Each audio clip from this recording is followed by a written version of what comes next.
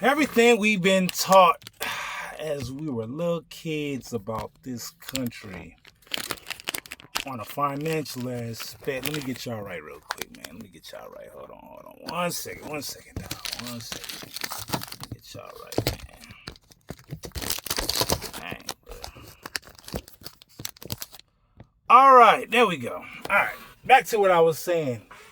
So, as y'all could seeing all over the internet, being programmed, being indoctrinated, being sold this bill of goods of what is and what isn't. And like I said, perception is reality, so everybody gonna have a different impression to what I'm about to talk about today, right? So if y'all new to the channel, y'all tapped in with the Head of the Game podcast.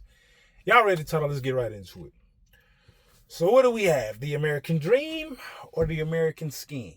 And I feel like, not to be playing semantics, but I think they're one and the same. They have to coexist in order for both of these realities to take place, because they're counterbalances to what is functioning in this economical, space that we're in, right? So, for example, for those that invest in the stock market, business owners, so on and so forth, corporations, corporate America, that is more associated with the American dream. Now, the American scheme would be people with 9 to 5s, no real upside to whatever career or occupation they have. And in a nutshell, it's just capitalism, right? Capitalism is right in front of your face. Somebody's getting capitalized for that other person to live vicariously off that other person's work. Let's just call it for what it is, right? The American dream is, let's just give y'all, let me paint y'all a picture of what this American dream is, right? So let's stay out the obvious. Nice car, white picket fence, you own your home, stock portfolio, 401k, retirement. You got to take vacations. You live in the burbs. You have a high paying job. You might be able to pay for your kids to get into college. They possibly go to private school, so on and so forth. We're talking about the ideal American dream that so many of us strive for, as far as living a good happily ever after. That's the happily ever after, right? Have a family, have some dogs, good neighborhood.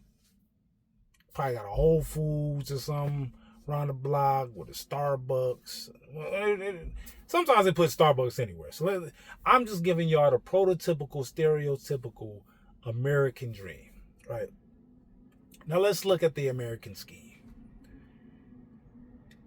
And this is what they don't tell you about the American dream, which is, it's just a big ass game of musical chairs. Whole bunch of people walking around this one chair, and when the music stops, you gotta hurry up and get your seat. And those that are left standing are the ones that are securing the spot for the person that is sitting in that chair. And it's the ugly, how they would say, necessary evil of this society that we live in. Somebody got to pay the bill, right? How can you take advantage of tax exempt and tax laws and tax loopholes if, one, you're financially illiterate, for two, you don't even have the finances to take advantage of these benefits, right? And so much so that the other American dream, now this is the American nightmare, right? The American nightmare, which some would consider it a dream, or the American dream alternative, which would be, you pretty much get subsidized by the government. And what do I mean by that? you work just enough to stay afloat, but you don't work too much to where the government isn't either giving you food stamps, so on and so forth. Now, look, I do understand that there are some people that need those programs legitimately. Not sitting up there saying, but I do feel like there are some bad actors in every space, right? And like I said, I don't want this to be, when I'm speaking of these things, I don't want people to be like, oh, well, you're being insensitive to so-and-so or such and such and this and that. I'm speaking in generality when it comes down to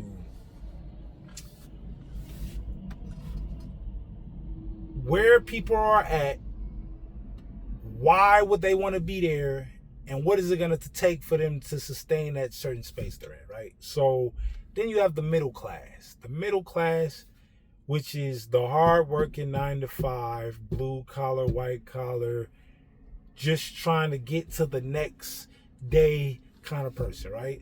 They might got kids, they might have a family, but they probably don't own their home, right? They're probably just in the middle. And that's where the majority lies, right? The majority lies, and like I said, it's a mixture of ownership, home ownership, and renting. I'm not talking about that. I'm just talking about that range probably anywhere from like household income of 80, 85K all the way down to like 45K, right? That pretty much is the majority. So why am I even making this video?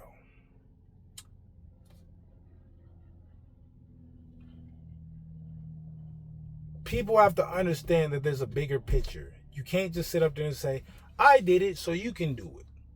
You're being insensitive, and you're being disingenuous, and on top of that, you're being really misinformed because you're living in this anecdotal, subjective reality that, hey, well, you just need to get off your ass and go to work. Partly true. Is it the big picture? No. And I'm going to tell you why. If you look through history of this country, there are obstacles and things that get in the way of somebody being able to accomplish certain things, right? And I'm just saying all that to say is that it's not built for everybody to thrive in the same way. It's just like sports. Somebody got to win, somebody got to lose. Why can't everybody win? Well, that's just human nature. I'm just calling it for what it is. It's just human nature. We all could win on paper. It's enough for everything and every resource to go around where everybody could live vicariously, happily ever after, right? But is that the reality that we live in? No, it's not. So it's both sides. It's, hey, there are people that take it for granted the opportunities they could, take advantage of, for sure. But then at the same time, there are people that are in those advantageous positions that look down on others for not being in a specific position. And you don't know what their story, what their background is. For their situation, they might beat the statistics. So that's all I got to say about this conversation. If y'all got any thoughts, comments that y'all want to add, leave those below. Like the video, most importantly, subscribe to the channel. I'm going more videos away. I'm about it.